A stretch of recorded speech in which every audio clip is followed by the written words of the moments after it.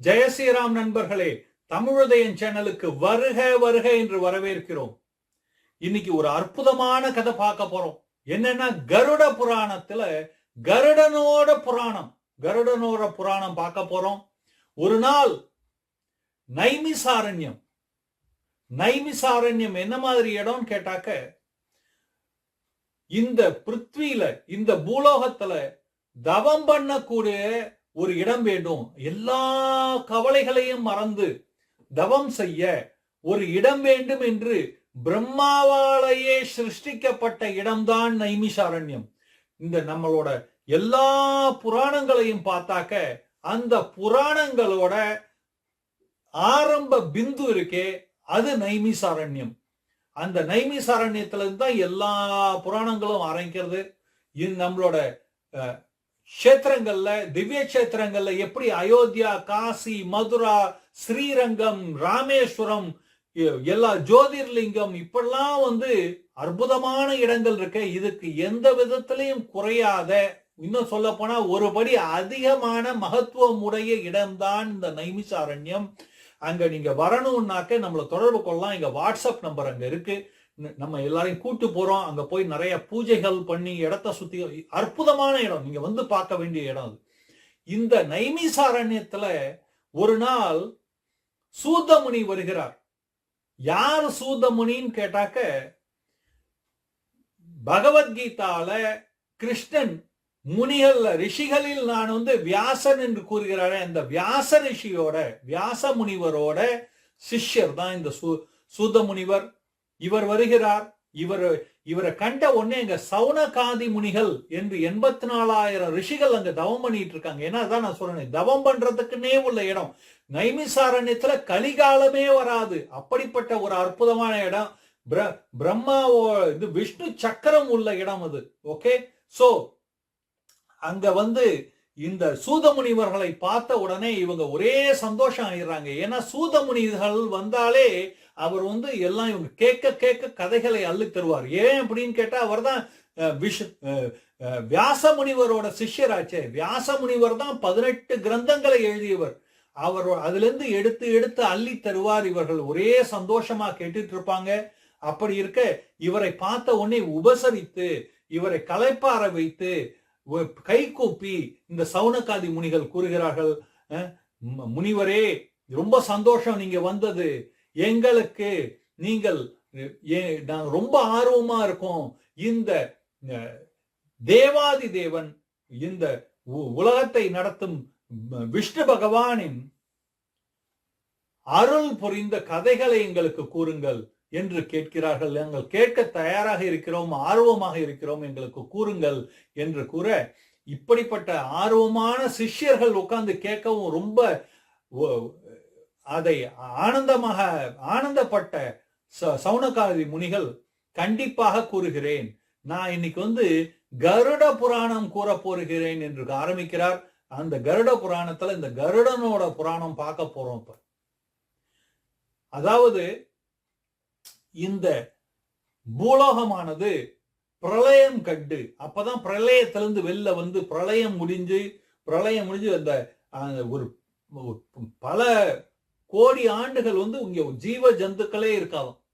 அப்படியெல்லாம் இருந்து அப்புறம் இந்த உயிரினங்கள் தோன்ற ஆரம்பிக்கின்றன. பிரம்மா இப்பதான் சிருஷ்டி பண்ண ஆரம்பிச்சிருக்கார். அப்படி இப்ப என்ன ஆகுதுன்னாக்க, இப்ப அவர் மூலமா நிறைய ரிஷிகள் வருகிறார்கள். அதுல ஒரு ரிஷி, அவரோட பையன் கஷ்யப மகரிஷி. கஷ்யப மகரிஷி சப்த ரிஷி என்று கூறுவார்கள், 7 ரிஷிகள். அதுல ஒருத்தர். அந்த சப்த ரிஷிகள் ஒருவரான கஷ்யப மகரிஷி, அவர் தக்ஷ பிரஜாபதியோட 13 பெண்களை மணக்கிறார், கல்யாணம் பண்ணிக்கிறார். ஏன்னா இது உயிரினங்களை படைக்க வேண்டிய சமயம். அதனால கல்யாணம் பண்ண அவர், அதனால்தான் கஷ்யப கோத்திரம் தான். இப்ப நமக்கு கோத்திரம் என்னன்னு தெரியாதவங்க எல்லாம் எல்லாரும் கஷ்யப கோத்திரம் என்று போட்டுக் கொள்வார்கள். ஏன்னா எல்லா உயிரினங்களும் பார்த்தா அங்கிருந்தா வருது. தேவர்கள், அசுரர்கள், தானவர்கள், மனிதர்கள், பறவைகள், மிருகங்கள், செடிகள், கொடிகள் எல்லாம் இவரோட மனைவிகள் மூலமாக வருகின்றன. சோ அப்படி இருக்க ஒரு நாள் என்ன ஆகுதுன்னு கேட்டாக்க, அவரோட 2 மனைவிகள், கத்ரு அப்புறம் வினதா, 2 மனைவிகள். இவங்க 2 பேருக்கு குழந்தை பாக்கியம் இல்லை இன்னும். பாக்கி அக்கா தங்கைகள் எல்லாருக்கும் குழந்தைகள் இருக்கு, இவங்களுக்கு இல்ல. அதனால ரொம்ப வருத்தப்பட்டு 2 பேரும் தவம் இருக்கிறார்கள். யாருக்கு? கஷ்யப மகரிஷிக்கு. கஷ்யப மகரிஷி கந்தமாதவ் பர்வதத்துல தவம் இருக்கிறார். அவரை நோக்கி இவர்கள் தவம் இருக்கிறார்கள். உடனே ஒரு நாள் அவருக்கு அங்க காட்சியளிக்கிறார் கஷ்யப மகரிஷி. இவங்க சொல்றாங்க, ரொம்ப நாளாச்சு, எங்க அக்கா தங்கைகளுக்கெல்லாம் குழந்தைகள் இருக்கு, எங்களுக்கும் குழந்தை பாக்கியம் அருள்வீர்களாக என்று மாதா கத்ருவும் மாதா வினதாவும் கேட்க, கண்டிப்பாக உங்களுக்கு குழந்தை பாக்கியம் அருள்கிறேன், கிடைக்கும் என்று வாக்களித்து, உடனே இவர் என்ன பண்றாருன்னா, கஷ்யப மகரிஷி பெரிய யாகம் ஆரம்பிக்கிறார். அதுல புத்திரகாமேஷ்டி யாகம் நடக்க போது, அதுல இருந்து பிரசாதம் கொடுக்க போறார். பெரிய யாகம். இதுல எவ்வளவு பெரிய யாகம் நடக்குதுன்னு சொல்லணும்னாக்க, இதுல சப்த ரிஷிகளும் வந்திருக்கிறாங்க. சப்த ரிஷிகளும் வந்திருக்கிறார்கள். அகஸ்தியர் போன்ற மகாமுனிவர்கள் வந்திருக்கிறார்கள். இந்த தேவரிஷி நாரதர் வந்திருக்கிறார் இந்த யாகத்துல கலந்துக்கிறதுக்காக. அது மாதிரி இதுல சனதகுமாரர்கள் வந்திருக்கிறார்கள்.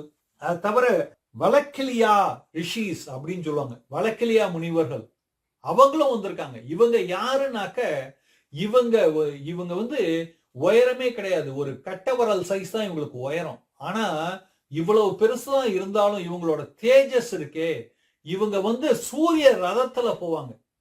போய் ஏதாவது எக்ஸ்ட்ரா ஹீட் வருது இல்லையா, வெப்பம், தாங்க முடியாத வெப்பம் வரும்போது அதை தனக்குள் வாங்கி கொண்டு மக்களை காப்பாற்றுற அளவுக்கு அனுகிரகம் பெற்றவர்கள், அது மாதிரி மனம் பெற்றவர்கள், அவர்களும் வந்திருக்கிறார்கள் அந்த யாகத்துல கலந்து கொள்வதற்காக. இப்படி பிரம்மாண்டமான யாகம் ஆரம்பிச்சு நடக்க ஆரம்பிக்கிறது.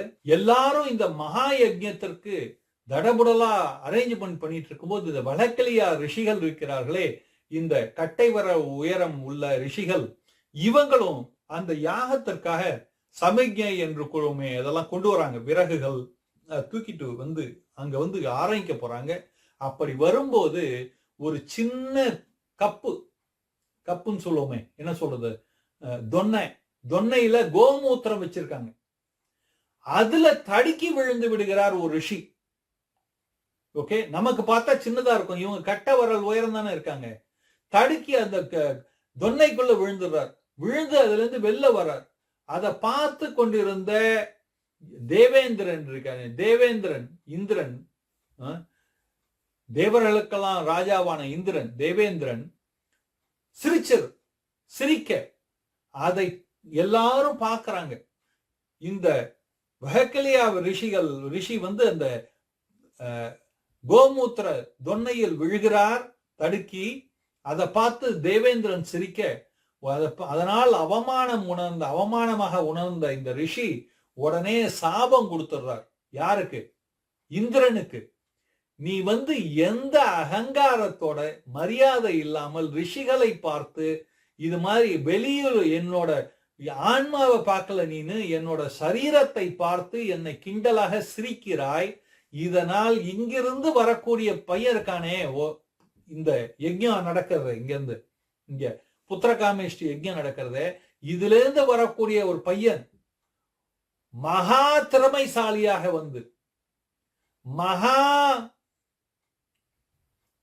மகா பராக்கிரமையாக உன்னை தோற்கடித்து உன்னை வெக்கப்பட வைப்பான் என்று சாபம் தருகிறார். இதற்கு முன்னால் இந்த கத்ருவுக்கும் இவங்களுக்கும் மாதா வினிதாவுக்கும் கஷ்யப மகரிஷி ஆசிர்வாதம் பண்ணும்போது, இந்த கத்ரு அம்மா இருக்காங்களே, மாதா கத்ரு, இவங்க கேட்கிறாங்க, நாங்க எவ்வளவு வருடங்கள் நாங்க குழந்தை இல்லாம கஷ்டப்பட்டிருக்கோம். அதனால மகரிஷியே, எனக்கு 1000 குழந்தைகளாவது வேணும், அப்பதான் நான் சந்தோஷமா இருக்க முடியும் அப்படின்னு. அதோட இல்லாம அவர்கள் பலம் பொருந்தியவர்களாக இருக்க வேண்டும் என்று கேட்கிறார். கண்டிப்பாக இருக்கட்டும் என்று அவருக்கு ஆசீர்வாதம் பண்ணியிருக்கார். அதே மாதிரி மாதா வினதா இருக்காங்களே, அவங்க இவங்க 2 பேருக்கும் 180 டிகிரி எது அவங்களோட திங்கிங் சொல்லுவோம் இல்லையா, இவங்களோட எண்ணங்கள். ஒருத்தவங்க 1000 குழந்தை கேட்கறாங்க. ஆனா மாதா வினதா என்ன சொல்றாங்கன்னா, எனக்கு 2 பசங்க வேணும், 2 பசங்க. ஆனா அபரிமிதமான பலசாலிகளாக, அதாவது யாராலையும் தோற்கடிக்க முடியாத, தோல்வி என்றால் என்னவென்றே தெரியாத, பக்தியில் உச்சத்தில் இருக்கக்கூடிய, எப்ப பார்த்தாலும் விஷ்ணு சிந்தனையில் இருக்கக்கூடிய, குணவான்களாக இருக்கக்கூடிய, அதாவது கூற வேண்டும் என்றால் மகரிஷியே, நம் குலத்தின் பெருமையை இன்னமும் ஒரு அடி மேல கொண்டு போகக்கூடியவனாக, நம் பெயரை மக்கள் பையனோட பெருமையினால நம்மள இன்னும் பெருமையா பேசுற மாதிரி இருக்கக்கூடிய 2 பசங்கள் எனக்கு வேணும் என்று கேட்க, அதற்கும் ஆசீர்வாதம் பண்ணுகிறார். ஆசீர்வாதம் பண்ண அப்பதான் இந்த யாகம் நடக்கிறது. இப்ப இந்த சாபம் கொடுத்த உடனே இந்திரன் பயப்படுறார். பயந்த உடனே மற்ற ரிஷிகள்லாம் ஆஸ்வாசப்படுத்துகிறார்கள். எல்லாம் நல்லது நடக்கும் இந்திரா, கவலைப்படாத என்று ஆஸ்வாசப்படுத்த, இப்ப யாகம் நடக்கிறது. யாகத்திலிருந்து பிரசாதம் வருகிறது. இந்த புத்திரகாமேஷ்டி யாகத்திலிருந்து அதை மாதா கத்ருவும் மாதா வினதாவும் எடுத்துக்கொள்கிறார்கள். எடுத்துக்கொள்ள மாதா கத்ருவுக்கு 1001 முட்டைகள் கிடைக்கின்றன. இதனோட விளைவா என்ன, 1001 முட்டைகள். மாதா வினதாவுக்கு 2 முட்டைகள் வருகின்றன. இப்ப கஷ்யப மகரிஷி கூறுகிறார், நீங்க உங்க ஆசை போல உங்களுக்கு குழந்தை பிறக்க போது, இந்த முட்டைகளை பொறுமையோடு நீங்கள் பாதுகாப்பீர்களாக, உங்கள் எண்ணம் போல குழந்தைகள் உண்டாகும், அதனால இவங்களை பாதுகாப்புங்கள் என்று கூறி அவர் தவம் பண்ண போயிடுறார். இதுக்கப்புறம் 500 வருஷம் ஆகுது. 500 வருஷம் கழிச்சு மாதா கத்ருவோட இந்த 1001 முட்டைகள் இருந்ததே, அதிலிருந்து பாம்பு குழந்தைகள் வருகின்றன. பாம்பு குழந்தைகள் யார்? சில பேர் ஆதிசேஷன், விஷ்ணு பகவானோட இருக்கக்கூடிய ஆதிசேஷன், நாகவாசுகி, காளிங்கன், தக்ஷகன், இது மாதிரிலாம் பல 1001 நாகங்கள் வருகின்றன. அவ ஒரே நெலிஞ்சு ஓடி அப்படியே விளையாடுது ஒன்னோட ஒண்ணு நாகங்கள், குழந்தைகள். அதை பார்த்தது மாதா வினதானுக்கு ஒரே மனசுல கவலை. என்னடா இது, கத்ருவுக்கு குழந்தை பிறந்திருக்கு, ஆனா நம்ம முட்டைகள் இன்னும் முட்டையாவே இருக்கே, 2 பேருக்கும் ஒரே சமயத்துல வந்த முட்டை, அது எப்படி ஒருத்தருக்கு குழந்தை வந்தது நமக்கு வரலையே, இது உண்மையான முட்டையா டூப்ளிகேட்டா, இப்படிலாம் மனசுல நமக்கு சந்தேகம் வரும் இல்லையா? அதே மாதிரி சந்தேகங்கள் வர, சரி பாப்போம் அப்படின்னு சொல்லிட்டு மெல்லமா ஒரு முட்டையை உடைக்க ஆரம்பிக்கிறாள் மாதா வினதா. உடைக்க அந்த முட்டை உடைஞ்சதுல இருந்து ஒரு பையன் வரான். சிகப்பா இருக்கான், சிகப்பா, எப்படின்னாக்க இந்த சூரிய உதயம் போல இருக்கான். அவன் வெளில வரான். பார்த்த உடனே 2 நிமிஷத்துல மாதா வினதாவுக்கு மனசெல்லாம் உடைஞ்சு போச்சு. ரொம்ப அழகான பையன், பராக்கிரமியா இருக்கான். ஆனா 2 கால் அந்த முட்டிக்கு கீழே எதுவும் வளரல இன்னும். ஏன்னா இவங்கதான் உடைச்சு விட்டாங்களே முன்னாடி, வளரல. அதனால முண்டமா இருக்கான். இதுக்கு கீழே மூடம், நடக்க முடியல அப்படி. அதனால ஐயோ என்று வருத்தப்படுகிறாள். நான் அப்படி தப்பு பண்ணிட்டேனே அப்படின்னு வருத்தப்பட, பையன் அப்படியே வெளில வந்த உடனே அம்மா பாக்குறான். இப்படியா மாதா கத்ருவுக்கு குழந்தை வந்து விட்டது என்று பொறாமை உணர்ச்சியோடு இந்த இதை உடைச்சுட்டியே, இப்படி உடைச்சு என்னோட முழு வளர்ச்சி இல்லாமல் என்னை ஆக்கி விட்டாயே, என்னை மூடமாக ஆக்கி விட்டாயே, அதனால் நான் உனக்கு சாபம் தருகிறேன். தாயே, நீ யாரை பார்த்து பொறாமைப்பட்டாயோ அந்த மாதா கத்ருவுக்கே நீ தாசியாக ஆவாய் என்று சாபம் கொடுக்க, மாதா வினதாவுக்கு அந்த சாபம் இறங்குது. ஆனா அதை பத்தி அவ்வளவு கவலை இல்லை மாதா வினதாக்கு. கவலை இல்லைன்னா ஒரு சமயம் அவங்களுக்கு எப்படின்னாக்க, ஓகே நான் வந்து கண்டிப்பா எனக்கு இது வர வேண்டியதுதான், ஏன்னா நான் என் பையனோட வாழ்க்கையை கெடுத்துட்டேன். இப்படி முழுசா வளர விடாம என்னோட முந்திரி கொட்டை தனத்தால், என்னோட பொறுமை இல்லாத தனத்தால், என்னோட என் பையன் சொல்றான் என்னன்னா பொறாமைத்தனங்கிறான். எனக்கு அப்படி இருந்தா மாதிரி தெரியல, இருந்தாலும் அதுவும் இருந்திருக்கலாம். இருந்ததுனால நான் வந்து இப்படி பண்ணிட்டேன் என் பையனுக்கு, அதனால இந்த சாபம் எனக்கு உகந்ததுதான். ஆனால் என் பையன் இப்படி ஆகிவிட்டானே என்று துடிக்கிறாள் அம்மா வினதா. அதை கண்ட உடனே கொஞ்ச நேரத்துல பையனுக்கு மனசு இலகிடுது, கோபம் போய் விடுகிறது. உடனே இது மாதிரி வந்து, அம்மா நீ கவலைப்படாத, நான் ஏதோ கோபத்துல உனக்கு சாபம் பண்ணிட்டேன், ஆனா கவலைப்படாத, இந்த 2வது முட்டை இருக்கே அதுல இருந்து என் தம்பி வருவான், மகா பராக்கிரமி, மகா பராக்கிரமி, அவனால செய்ய முடியாதுங்கிற இதுவே கிடையாது, அப்படிப்பட்ட ஒரு மகாவீரனாக என் தம்பி வருவான், வந்து உன்னை வந்து தாசத்துவத்திலிருந்து முக்தி அடைய வைப்பான். அதனால் நீ பொறுமையாக இந்த முட்டையை பார்த்து வா. இப்ப என் மேல அவசரப்பட்டு என்ன மூடமாக்கினாத போல தம்பி ஆக்கிடாத, உனக்கு நல்ல காலம் வரும் என்று கூறி அங்கிருந்து கிளம்புகிற. பேரு அம்மா வைக்கிறா அருண் அப்படின்னு, சிகப்பா இருக்கிறதுனால. சிகப்புன்னா என்ன மாதிரி சிகப்பு? சூரிய உதயத்துல வர சிகப்பு மாதிரியா, அந்த மாதிரி சிகப்பு. அது பேரு வந்து அருண் வைக்கிறா. எல்லா அதாவது அங்கஹீனமானவர்களுக்கு ஒரு அபரிமிதமான ஒரு வரம் இருக்குமா. என்ன வரம் அப்படின்னு கேட்டாக்க, ஏதாவது ஒரு திறமை எக்ஸ்ட்ராவா இருக்குமா. அது இந்த அருணுக்கு என்ன அப்படின்னாக்க, குதிரை ஓட்டுவதில், ரதம் ஓட்டுவதில் மகா கில்லாடி, பராக்கிரமி. ஓட்டினான்னா ரதத்தை, தேரை ஓட்டினான்னா அது ஓடுற வேகம் இருக்கே, அத வாயு கூட வேகமா உணருமா, அந்த அளவுக்கு வேகம். அப்படி இருக்க அந்த சமயத்துல 7 பராக்கிரம குதிரைகளை வைத்துக் கொண்டு தேரில் செல்லும் சூரிய பகவானுக்கு அப்ப வந்து ஒரு தேரோட்டி தேவைப்படுகிறது. அப்ப நாரத முனிவர் போய் சொல்றார், அப்பா சூரியனே, நீ வந்து ரதோட்டிக்காக பார்த்துட்டு இருக்கே, தேரோட்டிக்காக பார்த்து கொண்டிருக்கிறாயே, சாரதிக்காக பார்த்து கொண்டிருக்கிறாயே, இந்த வினதாவின் புத்திரன் இருக்கிறானே அருண், இவனை மாதிரி ஒரு வேகமா ஓட்டுறதுக்கு ஆளே கிடையாது இன்னைக்கு தேர. அதனால நீ அவனை வந்து வேலைக்கு வச்சுக்கோ, உனக்கு சாரதியாக ஆக்கிக்கொள், உனக்கு கவலை விடலை ஒற்றுக்கொள் என்று கூற, உடனே சூரிய பகவான் கூப்பிடுகிறார். கூப்பிட்டு அருணுக்கு பல பரீட்சைகள் வைக்கிறார். எப்படி எப்படி இதை டெஸ்ட், நம்ம ஊர்ல இன்டர்வியூக்கு போவோம் இல்லையா, அது மாதிரி இந்த test, A test, B test, C test, எல்லாத்துலயும் இந்த பையன் வந்து எல்லாத்துலயும் ஃப்ளையிங் கலர்ல வரான். வந்த உடனே கூப்பிட்டு, இந்தாப்பா நீதான் இனிமேலுக்கு சாரதி, இந்த தேரை எடுத்து செல் என்று சூரிய பகவான் தனக்கு சாரதியாக ஆக்கிக் கொள்கிறார். சமயம் சென்று கொண்டிருக்கிறது.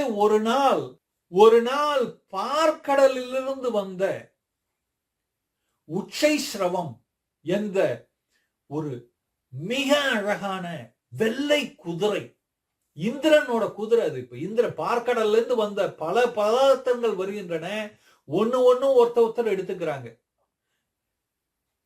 அது மாதிரி ஐராவதம் என்ற யானை வருகிறது, உச்சைஸ்ரவம் என்ற குதிரை வருகிறது. இத வந்து இந்திரன் எடுத்துக்கிறார்.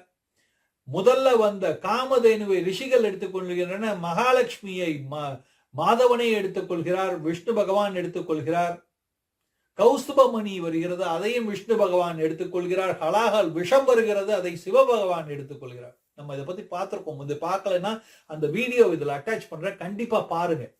ஓகே, என்னென்ன பதார்த்தங்கள் வந்து அதுல இந்த உச்சைஸ்ரவம் வருகிறது. அந்த குதிரை அங்கு இருக்கிறது, மேய்ந்து கொண்டிருக்கிறது. மனசு வேகத்துல போகக்கூடிய குதிரை.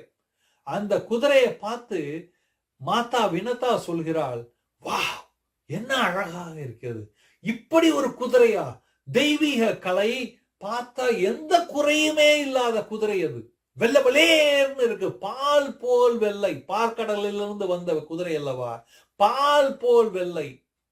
அப்படி இருக்கிறதே என்று கூற, அதுக்குள்ள மாதா கத்ரூஸ் கொள்கிறார், பால் போல் வெள்ளையா, நீ என்ன பார்த்த நீனு, அந்த வாழை பார்க்கலையா? அதுல கருப்பு இருக்கு தெரியுமா? அது எங்க பால் போல் வெள்ளை என்று கேட்க, இல்லையே அப்படி என்று மீண்டும் பார்ப்பதற்குள் அந்த குதிரை அங்கிருந்து போய்விட்டது. அப்ப மாதா வினதா சொல்ற, இல்ல இல்ல, நாளைக்கு இந்த குதிரை இங்க திருப்பி வரும். ஏன்னா நான் பார்த்திருக்கேன், இந்த குதிரை அடிக்கடி இங்கதான் வரும். அதனால நாளைக்கு இதே நேரத்துல இங்க வரும், நம்மளால பார்க்க முடியும். நான் ப்ரூவ் பண்றேன் உனக்கு, இது ஃபுல்லா வெள்ளை கிடையாது, இதுல வால்ல கருப்பு இருக்குன்னு. அப்படி நான் அதை நான் நிரூபணம் செய்து விட்டேன் என்றால் நீ எனக்கு தாசியாக ஆகிவிடுவாய் என்று கூறுகிறார். அப்படி இல்லை என்றால் நான் உனக்கு தாசியாவேன் அப்படின்னு யார் சொல்றது? 2 பேரும் அக்கா தங்க. ஆனா கத்ருவுக்கு மனசு அப்படி. வினதாவுக்கு எல்லாருக்கும் நல்லது செய்ய வேண்டும் என்ற மனசு. ஆனா கத்ருவுக்கு, மாதா கத்ருவுக்கு கொஞ்சம் அப்படி பாவம். சோ அவங்க அப்படி சொல்ல, மாதா வினதா எவ்வளவு எடுத்து சொல்றாங்க. இதுல என்ன சின்ன விஷயம், இதுக்கு போய் எதுக்கு நீ தாசி ஆகணும் அப்படின்னு. இல்ல, நீ சொல்றது உண்மை அப்படின்னாக்க நான் தானே தாசியாக போறேன். நான் சொல்றது உண்மைன்னா தானே நீ ஆக போற, அதை பத்தி நீ ஏன் கவலைப்படுற என்று கூற, மாதா வினதாவுக்கு ஒரு மனசுல ஒரு கோடியில ஒரு ஞாபகம் வருது. பையன் அருண் கொடுத்த சாபம், மாதா கத்ருவுக்கு நீ தாசியாக போகிறாய் என்ற காலம் நெருங்கி விட்டது என்று உணர்ந்து கொள்கிறாள். அதனால பையன் வர்றதுக்கும் காலம் வருகிறது என்ற நம்பிக்கை வருகிறது அவருக்கு. 2வது பையன் வரப்போறான் அப்படின்னு சரி என்று கூற, இப்ப உடனே ராத்திரியோட ராத்திரியா தன்னோட எல்லா பாம்பு பிள்ளைகளையும் கூப்பிடுறா. யாரு? மாதா கத்ரு கூப்பிட்டு, பிள்ளைகளே கேளுங்கள், மாதா வினதா இருக்காளே, வினதா என் சகோதரி, இங்க உச்சைஸ்ரவம் குதிரை மேய்ந்து கொண்டிருந்தது, அது பால் போல் வெள்ளை என்கிறாள். நான் இல்ல, கருப்பு அதுல வால்ல இருக்குன்னு இருக்கேன்.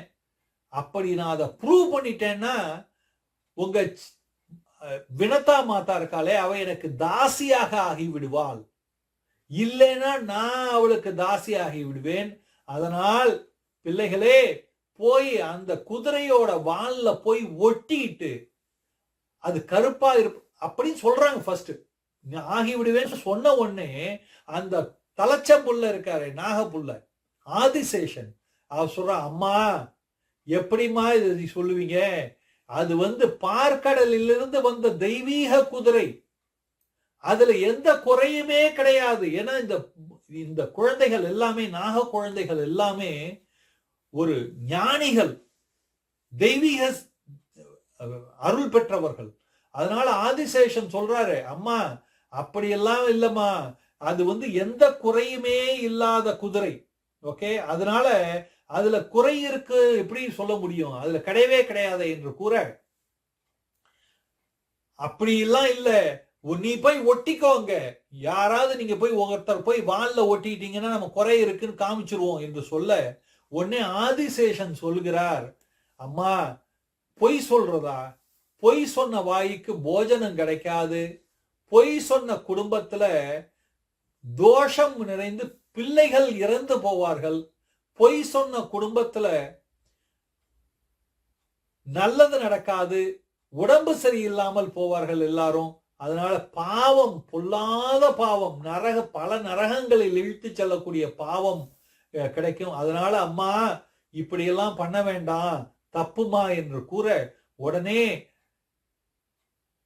இந்த மாதா கத்ரு இருக்காங்களே, இவங்க கோவப்பட்டு இவங்க சாபம் கொடுக்கறாங்க பிள்ளைகளுக்கு. என்ன சாபம் கொடுக்கறாங்க? பிள்ளைகளே, என் பேச்ச நீங்க கேட்கலையா? உங்களுக்கு நான் கொடுத்தேன் சாபம். அம்மா பேச்ச நீங்க கேட்காதனால ஜெயமே ஜெயன் ராஜா இருக்கானே, அவன் சர்ப்ப யாகம் பண்ணுவான், சர்ப்ப யாகத்தில் நீங்கள் விழுந்து சாக கடவுது என்று யார் சாபம் கொடுக்கிறார்? அம்மா தன் பிள்ளைகளுக்கே கொடுக்கிறார். அப்படி கொடுக்க துடிச்சு போயிடுறாங்க எல்லாரும். துடிச்சு போன உடனே அதுக்குள்ள ஆதிசேஷன் கையெடுத்து கும்பிட்டு அம்மாவை பாதத்தை தொட்டுட்டு, அம்மா இந்த மாதிரி சூழ்நிலையில நான் இருக்க விரும்பலம்மா, என்னால இங்க பொய் சொல்லிட்டு இருக்க முடியாது, நான் கிளம்பிடுறேன் என்று தவம் செய்ய போய் விடுகிறார் ஆதிசேஷன். இத பத்தி நம்ம தனி வீடியோ பார்க்க போறோம், அந்த நாகர்களை பத்தி. ஏன்னா வாசுகி நாகம் இருக்கிறதே, நாகவாசுகி, அவர் என்ன செய்தார், மற்ற நாகங்கள் என்ன செய்தன, இதெல்லாம் பத்தி நம்ம நாகங்களை பத்தி பார்க்க போறோம். அதனால இந்த வீடியோவை நீங்க வந்து லைக் பண்ணி சப்ஸ்கிரைப் பண்ணுங்க, சேனலுக்கு பண்ணி நம்மளோட தொடர்புல இருங்க. சோ உங்களுக்கு தெரியும், அடுத்த வீடியோ வரும்போது உங்களுக்கு இன்ஃபார்ம் ஆகும். ஓகே, அப்படி என்று கூற அம்மாவோட சாபத்தோட பயத்துல அப்ப அங்க இருந்த ஒரு பிள்ளை அம்மாவோட சாபத்துக்கு பயந்து கொண்டு, பேரு வந்து அஸ்வனரன் என்று பெயர். அவன் என்ன பண்றான்னா, அம்மாட்ட பயந்துட்டு, அம்மா அம்மா அப்படிலாம் சாபம் கொடுக்காதம்மா, நான் போய் ஒட்டிக்கிறம்மா வாழல, நீ கவலைப்படாதம்மா, நீ தாசியாக மாட்ட என்று கூற, சரின்னு சொல்லிட்டு அம்மா போயிடுறா. எல்லா குழந்தைகளையும் கூப்பிட்டு மறுநாள் காலையில உச்சஸ்ரவம் அந்த குதிரை அங்கு வருகிறது. வரும்போது இந்த அஸ்வனரன் பாம்பு இருக்காரு, இவ போய் ஒட்டிக்கிற அந்த வால்ல ஒட்ட, இங்கிருந்து தூரக்கிருந்து பார்க்கும்போது அந்த கருப்பு புள்ளியாக தெரிகிறது அந்த புல்ல. அப்ப மாதா வினத்தாவை கூட்டு கத்ரு சொல்றா, இங்க பாரு, நீ சொன்னது தப்பு, இங்க அதுல புள்ளி தெரிகிறதா உனக்கு, ஓகே, கருப்பு புள்ளி, இதைதான் நான் சொன்னேன், இனிமேல் நீ என் தாசியாக ஆவாய் என்று கூறி தாசியாக அவளை ஆக்கி இழுத்து கொண்டு போய் விடுகிறாள். யாரு, மாதா கத்ரு. யாரு இந்த மாதா வினதா, அதே கஷ்யப்ப மகரிஷியோட மனைவி, ஒன் ஆஃப் த மனைவி, 13 மனைவிகளில் ஒருத்தி, இந்த கத்ருவோட சகோதரி, சூரிய பகவானுக்கே ரதம் ஓட்டும் அருணோட அம்மா. அப்படிப்பட்டவளை தாசியாக்கி இழுத்துட்டு போக இப்படியே காலம் உருண்டு கொண்டு இருக்கிறது. இப்ப அருண் பிறந்ததுல இருந்து கிட்டத்தட்ட 500 வருடங்கள் ஆகிவிட்டன. 500 வருடம் ஆனதுக்கு அப்புறம் ஒரு நாள் அந்த முட்டையை பார்த்துப்பா, டெய்லி போயிட்டு, நல்லா இருக்கியா எப்படின்னு. இது மாதிரி இப்ப முன்னாடி, இதுக்கு முன்னாடி 500 வருஷம், பின்னாடி 500 வருஷம் அருண் பிறந்ததுக்கு அப்புறம், இப்ப மொத்தம் 1000 வருஷம் ஆயாச்சு. இப்ப அந்த முட்டை லேசா ஆடுது, இப்படி லேசா ஆட, அப்புறம் விரிசல் விட, அப்புறம் உடையுது. உடைஞ்சு அந்த முட்டையிலிருந்து ஒரு பெரிய பறவை, பக்ஷிராஜனான பறவை, அப்படியே சிறகை எடுத்துக்கொண்டு பறக்குது. பறக்குதுன்னா என்ன அப்படின்னாக்கா, வாயு பகவானே பயப்படுகிறாரா, யாரா இது, நமக்கு போட்டியா இங்க வந்தது என்று அப்படியே சிறகை அடைத்து கொண்டு பறந்து, அத பறக்கிறது எவ்வளவு பயங்கரமாக இருந்தது என்றால், கீழே அந்த பாம்பு பிள்ளைகள்லாம் விளையாடிட்டு இருந்தது. எல்லாம் பயந்துட்டு போயிட்டு அம்மாட்ட போய் விட்டுக்குது. அம்மா, எனக்கு என்ன நடக்குதுன்னு தெரியலம்மா, என்ன அங்க பாருமா மானத்துல என்னமோ ஒரு பறவை, பெரிய பறவை வருதுமா, அம்மா பாத்துக்கோமா என்று சொல்லி ஓட, உடனே இந்த மாதா கத்ரு பாக்குறா, பார்த்துட்டு கூப்பிடுறா, புள்ளையே இங்க வா, இங்க வா, இங்க வா, இங்க வா, இங்க வா, நீ வினத்தாவோட புள்ள தானே, நீனு இங்க வா, கிட்டக்கு வா என்று கூறி, இனிமே இது மாதிரிலாம் சும்மா என் பிள்ளைங்களை பயமுறுத்திட்டு கூட, புரியுதா, ஏன்னா என் தாசியோட புள்ள நீனு, உங்க அம்மா வினத்தா இருக்காளே என் தாசி, அந்த தாசியோட புள்ள நீனு, அதனால நீயும் எனக்கு தாசி தான், தாசம் தான் நீனு, அதனால எனக்கு அடிமை, அதனால நீ இப்பெல்லாம் வந்து என் பிள்ளைய பயமுறுத்த கூடாது, ஓகேயா. நீ என்ன பண்ணுவ அப்படின்னாக்க, இனிமே என் பிள்ளைகளை கொண்டு போய் டெய்லி குளிச்சதுக்கு அப்புறம் அவங்கள தூக்கிட்டு போயிட்டு அவங்க எங்கெங்கெல்லாம் பார்க்கணும்னு நினைக்கிறாங்களோ அங்கெல்லாம் காமிச்சிட்டு வருவேன், இதுதான் உனக்கு வேலை என்று தன் அடிமையாக பக்ஷிராஜனை எடுத்துக்கொண்டு அறிவுறுத்திக்கிறார். சொன்ன உடனே இங்கேருந்து கருடனுக்கு தாங்க முடியல, இங்கேருந்து ஓடுறார். கருடன்னு பேர் வைக்கிற அம்மா யாரு, வினதா. இங்கேருந்து ஓடி போய் காலை தொட்டு கும்பிட்டு, அம்மா இது மாதிரி மாதா கத்ரு சொல்றாங்களேம்மா, நானும் அடிமைன்னு, நான் அடிமையோட பையங்கிறாளேம்மா, அதெல்லாம் உண்மையா என்று கேட்க, மாதா வினதா சொல்கிறாள், ஆமா நான் ஒரு அடிமை, நான் வந்து மாதா கத்ருவோட அடிமை, நீயும் அதனால என் மகனாக இருப்பதால் நீயும் மாதா கத்ருக்கு அடிமைதான், அவங்க சொல்றத கேளு என்று கூற, மறுநாள் வந்து எல்லா பாம்புகளையும் முதுகுல சுமந்து கொண்டு அப்படியே அவங்க சொல்ற இடத்துக்கெல்லாம், எங்களுக்கு கங்கை மாதா பர்வதம் போகணும், எங்களுக்கு ஹிமாலய பர்வதம் போகணும், எங்களுக்கு இங்க போகணும், அங்க போகணும் என்று கூற எல்லா இடத்துக்கும் கொண்டு போறார்.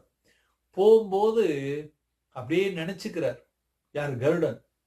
நான் என்னோட பராக்கிரமம் என்ன, என்னோட வீரம் என்ன, என்னோட தாக்கம் என்ன, இதெல்லாம் தெரியாதவர்களா இந்த பாம்பு பிள்ளைகளின் பின்னால் உட்கார்ந்திருக்காங்களே, இவங்கெல்லாம் ஒருத்தரும் மகா ஞானிகள். அப்படி இருந்தும் அவர்கள் அம்மாவின் பேச்சை கேட்டுக்கொண்டு என்னை இப்படி கஷ்டப்படுத்துகிறார்களே, இது நியாயமா? இவர்களுக்கு இப்படி புத்தி வராது, இவர்களுக்கு நான் புத்தி புகட்ட வேண்டும் என்று நினைத்துக் கொள்கிறார். கொண்டு வீட்டுல விட்டுறார்.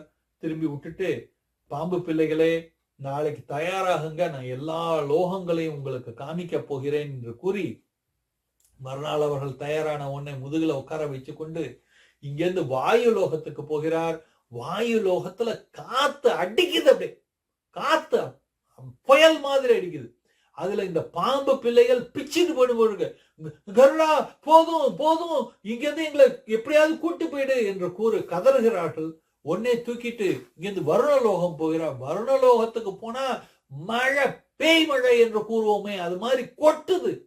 அதை கண்டு அப்படியே மூச்சு திணறி போகிறது இந்த பாம்பு பிள்ளைகளுக்கு. கருடா, போதும், இனிமே எங்களுக்கு வேண்டாம், கூட்டு போ, இங்கிருந்து எப்படியாவது வெளில கூட்டு போ என்று கூற, அடுத்ததாக கருடன் சூரிய லோகத்துக்கு கூட்டு போறார். சூரிய லோகத்துக்கு போனா அபரிமிதமான வெயில். அத கருடனுக்கும் சரி, அவங்க அண்ணனுக்கான அருணுக்கும் சரி இதெல்லாம் தாங்கிக்க முடியும். ஏன்னா பல வரங்கள் இருக்கு அவங்களுக்கு, அப்பாவோட ஆசீர்வாதங்கள் இருக்கு. அதனால இதை தாங்க முடியாத பாம்பு பிள்ளைகள் உடம்பு எரிய ஆரம்பிச்சிருது. கருடா, இங்கிருந்து என்ன வீட்டுக்கு கொண்டு போயிடு, எங்களை தயவு செஞ்சு எங்களை வீட்டுக்கு கொண்டு போ என்று அழ, உடனே அவர்களை தூக்கி கொண்டு நேரா மாதா கத்ருவின் காலடியில் போடுகிறார் கருட பகவான். போட்ட உடனே மாதா கத்ரு துடித்து போய் விடுறார். பசங்க இப்படி கஷ்டப்பட்டு உடம்பெல்லாம் எரிஞ்சிருக்கு. ஐயோ, இப்படி வந்திருக்கே கருடா, நீ இப்படி பண்ணிட்டே, ஆனா இதுக்கு நீதான் இதை பண்ணேன்னும் போது நீதான், உனக்கு இதுக்கு ரெமடி என்னங்கிறது இதான் தெரியும், நீதான் இதை உங்களை காப்பாற்ற முடியும் என்று கையெடுத்து கூப்பிடுகிறாள். எப்படியாவது என் பிள்ளைகளை காப்பாத்தி கொடு என்று உடனே கருடன் அந்த வருண பகவானை ஆவாகனம் செய்ய மழை கொட்டுது. கொட்டினாக அந்த எரிச்சல் அடங்கி இந்த பாம்பு பிள்ளைகள் கொஞ்சம் அதுல இருந்து முக்தி அடைகிறார்கள். சூரிய பகவானால் வந்த கதிரால வந்த எரிச்சலிலிருந்து முக்தி கிடைக்கிறவர்களுக்கு. ஆனாலும் பல இந்த நாகங்கள் இருக்கின்றன, நாக பிள்ளைகள் இன்னும் சீக்கு பிடித்தவர்களாகவே இருக்கிறார்கள். ஏன்னா அந்த வெயில் அதனால அம்மா கஷ்டப்பட்டுட்டு, மனசு கஷ்டப்பட்டு மாதா கத்ரு பல வைத்தியர்களை பார்க்கிறார், எப்படியாவது நம்ம பிள்ளைகளுக்கு சரியாகணுமே என்று. அப்ப ஒரு வைத்தியர் சொல்றார். அவர் என்ன சொல்றாருன்னா, இதுக்கு ஒரே ஒரு தான் இது வழி. என்னன்னா, தேவாமிர்தம், தேவலோகத்தில் இருக்கிறதே தேவாமிர்தம். எந்த தேவாமிர்தத்தை தேவர்கள் குடித்தார்களோ அந்த தேவாமிர்தம், அதை இங்கு யாராவது கொண்டு இந்த நாகப்பிள்ளைகளுக்கு கொடுப்பார்களே ஆனால் அவர்களுக்கு இந்த வியாதியிலிருந்து முழுசாக அவர்களுக்கு முக்தி கிடைக்கும் என்று கூற, உடனே அம்மா சொல்றா, கருடனை கூப்பிட்டு, கருடா, என் பிள்ளைகளுக்கு நீதான் காப்பாத்தணும், போயிட்டு எனக்கு தேவாமிர்தத்தை நீதான் கொண்டு வரணும் என்று கூற, இப்ப கருடன் சொல்றார், அம்மா நான் கண்டிப்பா பண்றேன், ஆனா இப்ப ரொம்ப வருஷமா என் அம்மா உனக்கு தாசியா இருக்காளேம்மா, எந்த தப்பும் பண்ணாம உங்களுக்கு தாசியா இருக்கா, நானும் உங்களுக்கு அடிமையாக இருக்கிறேன், அதனால நான் உங்களுக்கு கொண்டு கொடுத்துடுறேன்.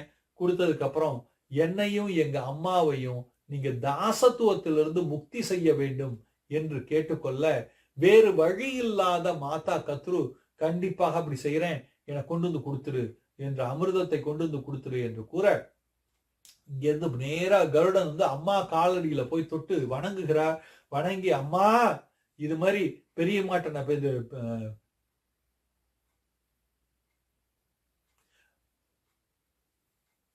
மாதா கத்ரு பேசினேன், இது மாதிரி தேவாமிர்தம் கொண்டு வரணும்னா நான் கொண்டு வரேன் இருக்கேன், அதுக்கு கொண்டு வந்ததுக்கு அப்புறம் என்னையும் உன்னையும் அடிமைத்தனத்திலிருந்து விடுவித்து விடுவார்கள் என்று கூற, நல்லது என்று சந்தோஷப்படுகிறாள் மாதா வினதா.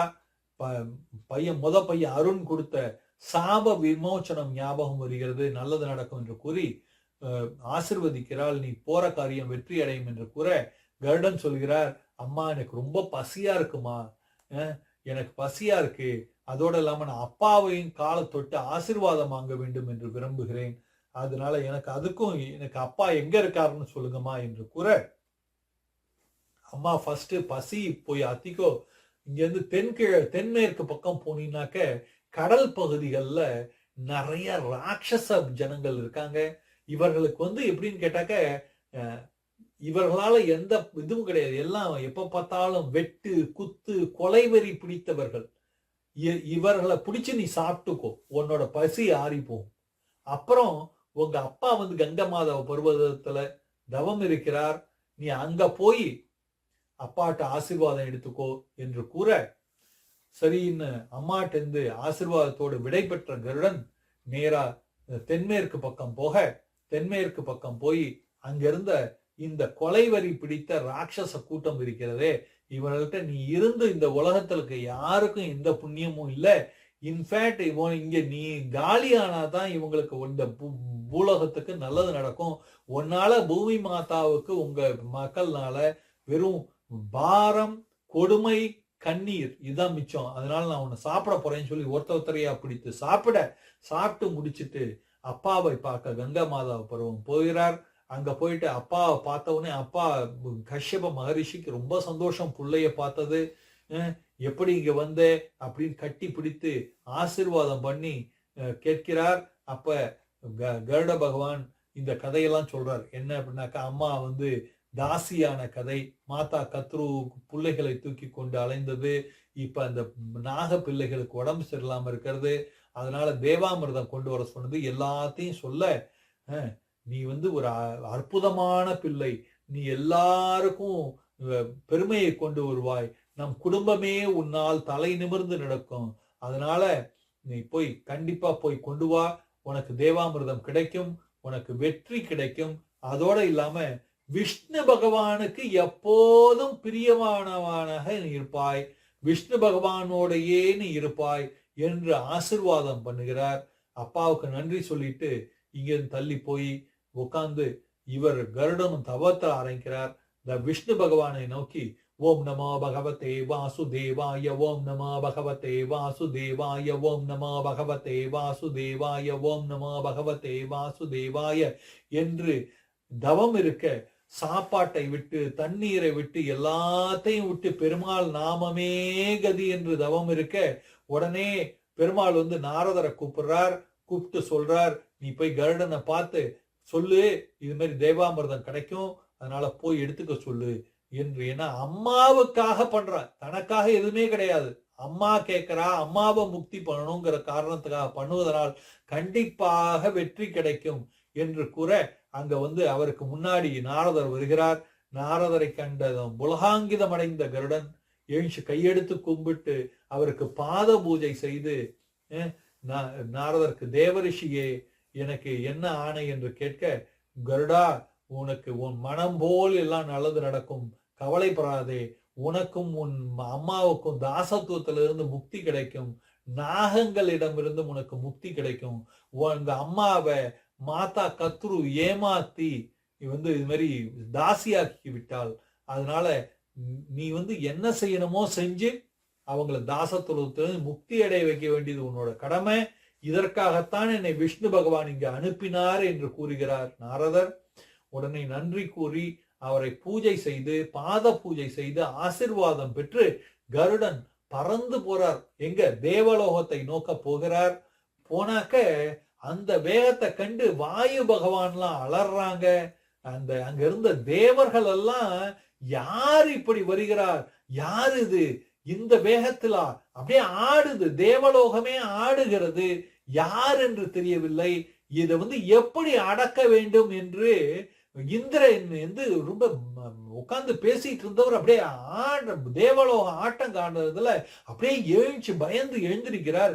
எழுச்சி தன்னுடைய குருவிடம் கேட்கிறார், குரு பகவானே சொல்லுங்கள், யார் வருகிறார், அவரை நான் தோற்கடிக்க வேண்டும், என்ன இந்த தேவலோகத்தை பார்க்க யார் வருகிறார், முதுகெலும்பை உடைப்பேன் என்று கூற, அப்ப குரு சொல்றார், இந்திரா உனக்கு ஞாபகம் இருக்கா, அங்க புத்திர காமேஷி யாகம் நடந்ததே, மகா யஜ்யம் நடந்ததே, கஷ்யபர மகரிஷி பண்ணிட்டு இருந்தப்ப நீ இந்த வழக்கிலியா ரிஷிகள் கோமூத்திர தொன்னையில் தடுக்கி விழுந்த பொழுது நீ சிரிக்க உனக்கு சாபம் கொடுத்தார்களே, உன்னை மானபங்கம் படுத்த உன்னை விட வீரன் ஒருவன் இங்கிருந்து வருவான் என்று அந்த பையன் தான் இப்ப வரான், அதனால நீ அவனை ஜெயிக்க முடியாது, நீ தோற்பாய், அனாவசியமா சண்டை போட்டு வேஸ்ட் பண்ணாத என்று கூற, இல்ல இல்ல நான் கண்டிப்பாக நான் யார் வந்தாலும் சரி உண்டு இல்லை என்றாக்கி முதுகெலும்பை உடைத்து உயர எடுப்பேன் என்று இந்திரன் எந்திரிக்க எல்லா தேவர்களையும் அடித்து போட்டுக்கொண்டு வருகிறார் கருடன். எங்க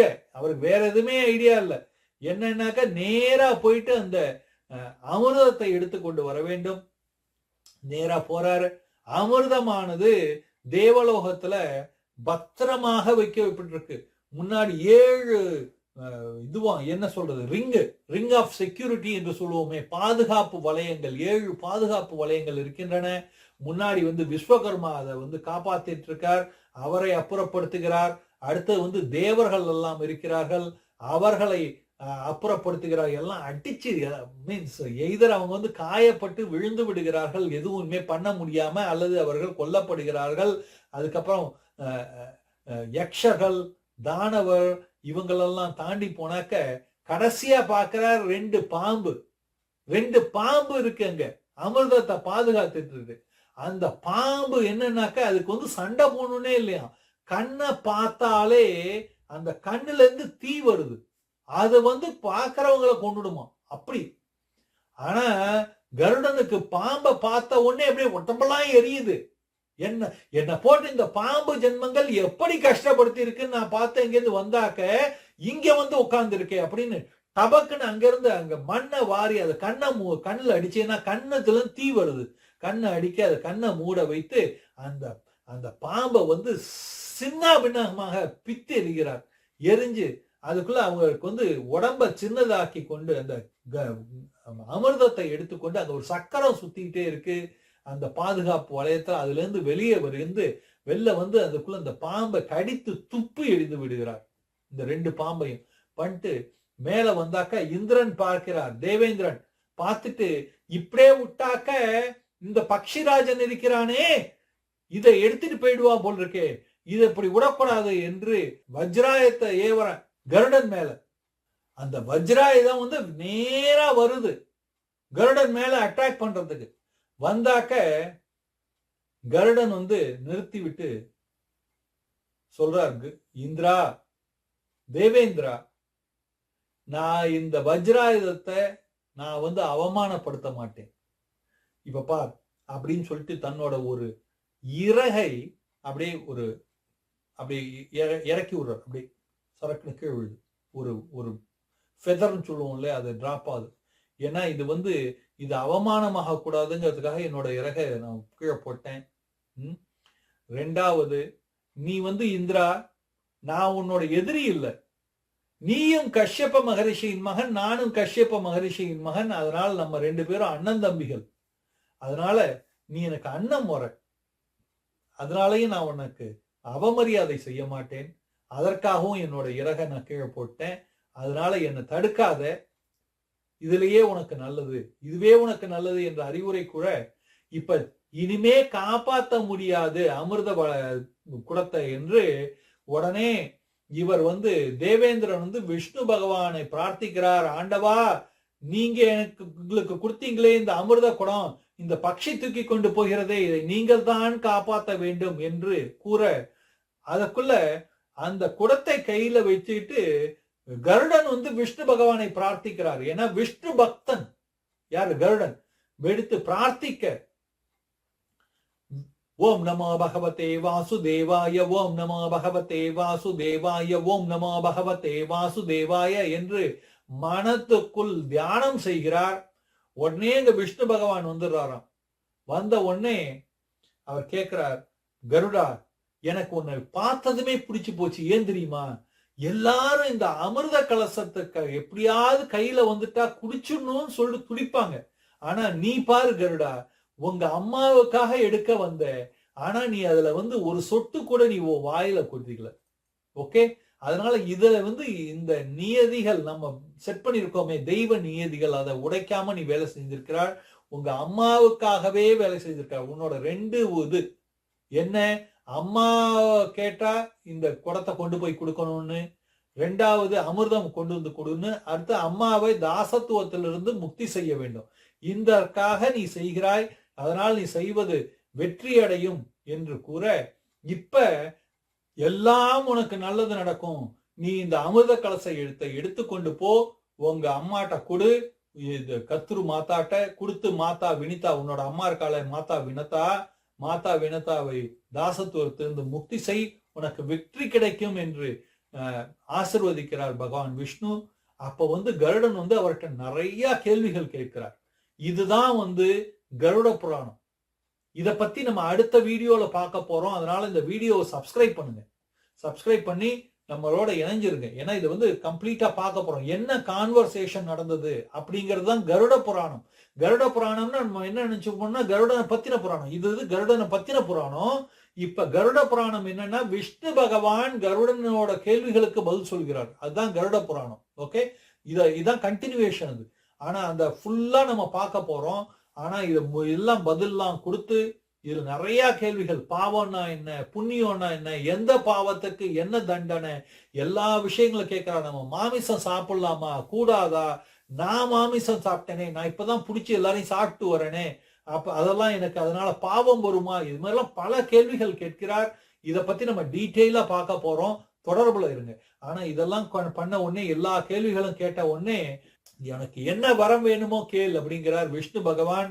அப்ப கருடன் சொல்றார், ஆண்டவா நான் எப்போதும் உங்க கூட இருக்கணும் எப்போதும் அப்படி என்று கூற, உடனே விஷ்ணு பகவான் சொல்றார், கண்டிப்பாக நீ என் கூடவே இருப்பாய், அதனால்தான் நீ பிறந்திருக்கிறாய், உன்னோட நீ இல்ல நான் போற இடத்தெல்லாம் நீ வருவே, அதனால் நீ என்ன ஆக போறேன்னாக்க என் கீழே என் வாகனமாக இருப்பாய், நான் உன் மேலதான் லக்ஷ்மி நாராயணனோட வாகனமாக இருப்பாய். நீ யாரு? கருடன். கருட வாகனம் இன்னைக்கு எல்லா வைஷ்ணவ கோயில்லையும் நடக்கிறது என்ன? கருட வாகனம். எப்படி சிவனுக்கு நந்தி வாகனமோ அப்படி விஷ்ணுவுக்கு நீ கருட வாகனமாக இருப்பாய். எப்படி சிவனுக்கு நந்தி வாகனமாக இருந்து கொண்டு சிவனின் மேலே அந்த துவஜத்தில் நந்தி இருக்கிறாரோ அதே போல் நீயும் கருட துவஜனாக எனக்கு கொடியை மேலே இருப்பாய் என்று கூறி ஆசிர்வதிக்கிறார். நீ ஒரு அற்புதமான பிறவி, அதனால நீ நினைக்கிறதெல்லாம் நல்லது, அடுத்தவர்களுக்கு நல்லது செய்வனே நினைக்கிறதுனால நீ எப்போதும் என் கூட இருப்பாய். நீ அமிர்தத்தை நீ சாப்பிடவே இல்லை என்றாலும் நீ என் கூட இருப்பதனால் அமிர்தத்துவம் பெற்று இருப்பாய் என்று ஆசிர்வதிக்கிறார். ஆசிர்வதித்து மறைகிறார். இந்த கருட புராணம் பத்தி நம்ம பார்க்க போறோம் அடுத்த வீடியோல. ஆனா இப்ப இத பார்த்துட்டு இருந்த இந்திரன் இருக்காரே, இந்திரன் சொல்றார், கருடா நீ நல்ல காரியத்துக்கு எடுத்துட்டு போறேன்னு விஷ்ணு பகவானே சொல்லிட்டாரு, அப்புறம் நான் யாரு இதை தடுக்கிறதுக்கு? அதனால போகும்போது நான் ஒரு சின்ன ரிக்வஸ்ட் தரேன். என்ன அப்படின்னாக்க, நீ போயிட்டு அங்க குடத்தை வெயி, வச்சுட்டு அதை ஏதாவது அங்க ஒரு சின்ன மேனேஜ்மெண்ட் பண்ணிக்க. உனக்குதான் நாரதர் ஏற்கனவே சொல்லியிருக்காரு, என்ன உங்க அம்மாவை ஏமாத்தி தாசர்களாக்கி இருக்காங்க, தாசி ஆக்கி இருக்காங்க, அதனால நீ என்ன வேணா பண்ணலாம்னு சொல்லியிருக்காங்க, அதனால நீ போய் வெயி, நான் மத்த வேலைய பார்த்துக்கிறேன். நான் அக்னி பகவான் வாயு பகவானும் அங்க வருவோம், வந்துட்டு அந்த குடத்தை மீண்டும் எடுத்து கொண்டு வருவோம். ஏன்னா உங்க அம்மா இருக்கா மாதா கத்ரு சொன்னது என்ன அப்படின்னாக்க, எப்படியாவது அமிர்தத்தை கொண்டு வந்து கொடு, உன்னை தாசத்துவத்திலிருந்து உன்னையும் உங்க அம்மாவையும் முக்தி கொடுத்து விடுகிறேன் என்று கூறினால், அதனால நீ கொடுத்துட்டா உன் வேலை முடிஞ்சது, மத்தது ஏன் வேலை நான் பார்த்துக்கிறேன் அப்படின்ட்டார். யார்? இந்திரன், தேவேந்திரன், கில்லாடி அவர். சோ இப்ப என்னாச்சுன்னா, சரின்னு சொல்லிட்டு இங்க இருந்து போய் நேரா கருட பகவான் போய் அம்மா காலடியில போய் இந்த அமிர்த கலசத்தை வச்சு, அம்மா நீங்க சொன்ன மாதிரி நான் அமிர்த கலசத்தை கொண்டு வந்துட்டேமா, என்னையும் எங்க அம்மாவையும் தாசத்துவத்திலிருந்து முக்தி அடைய வரம் கொடுங்கள், அனுகிரகிங்கள் என்று கூற, உடனே மாதா கத்ரு ரொம்ப சந்தோஷமா மாதா வனிதாவையும் கருடனுக்கும் தாசத்துவத்திலிருந்து முக்தி அளிக்கிறாள். முக்தி அளிச்ச உடனே ரொம்ப சந்தோஷமா ரெண்டு பேரும் போகிறாங்க. இந்த நாகங்கள் இருக்கிறத இந்திரன் சொல்லியிருக்காரு ஏற்கனவே, அவங்க சாப்பிடக்கூடாது, ஏன்னா விஷம் நிறைந்தவர்கள். அதனால்தான் ஆதிசேஷன் தனியா போயாச்சு. எப்ப பார்த்தாலும் சண்டை, கடிச்சிடுறது, இப்படிலாம் இருக்கு. அதனால அவங்க அதற்கு பாக்கியதாரர்கள் இல்லை என்று கூறியிருக்கிறார். அதை சாப்பிடறதுக்கு இந்த நாக குழந்தைகள் ஓடி வருகின்றன. அப்ப கருடன் சொல்றார், யாரும் இப்ப சாப்பிடாதீங்க, இது வந்து தெய்வலோகத்திலிருந்து வருது, தேவலோகத்திலிருந்து வருது. அதனால இதை சாப்பிடறதுக்கு முன்னாடி குளிச்சு பூஜை பண்ணிட்டு வாங்க, அப்புறம் சாப்பிடுங்க என்று கூற, எல்லாரும் சொன்னது சரின்னு சொல்லிட்டு அம்மாவோட சென்று புஷ்கரணியில போய் தீர்த்தாமாட போறாங்க. குளிச்சு விட்டு வர்றாங்க. அதுக்குள்ள இந்திரன் வந்து வாயு பகவான் அக்னி பகவானோட வந்து அந்த கலசத்தை அங்கிருந்து எடுத்துக்கொண்டு போய் விடுகிறார். விடுதலை பெற்று தந்த ஆனந்தத்தோடு அம்மா காலில் விழுந்து ஆசீர்வாதம் வாங்கிட்டு விஷ்ணு பகவானுக்கு கொடுத்த வாக்குப்படி விஷ்ணு பகவானோட வேண்டுதலை நிறைவேற்ற கருட பகவான் வைகுண்டத்தை நோக்கி பறக்கிறார். பறந்து அன்னிலிருந்து விஷ்ணு பகவானுக்கு வாகனமாகிறார் கருட பகவான். அப்படித்தான் இந்த கருடனோட புராணம். இது கருட புராணத்தோட முதல் பகுதியில கருடனோட புராணத்தை பார்த்திருக்கோம். ஓகே, இதுல இவருக்கு வந்து நம்ம ஆச்சாரியர்கள்லாம் இவரை வந்து பெரிய திருவடி என்கிறார்கள். ஏன்னா பகவானோட திருவடி அங்கதான் இருக்கும். எப்ப பார்த்தாலும் எங்க போனாலும் மனசு வேகத்துல போகக்கூடிய கருடன் பெரிய திருவடி என்று எல்லோராலும் அன்போடு அழைக்கப்படுகிறார். கருடனோட நடந்த பேச்சுவார்த்தைகள் என்ன, கருடன் கேட்ட கேள்விகள் என்ன, கருட புராணத்தோட கோர், அதாவது உள்ள இருக்கிற அந்த இதய பார்ஷன் இருக்குல்ல, அது என்னங்கிறத அடுத்த வீடியோல பார்ப்போம். இந்த வீடியோவை சப்ஸ்கிரைப் பண்ணுங்க, லைக் பண்ணுங்க, ஷேர் பண்ணுங்க. முடிய நம்ம பார்ப்போம்.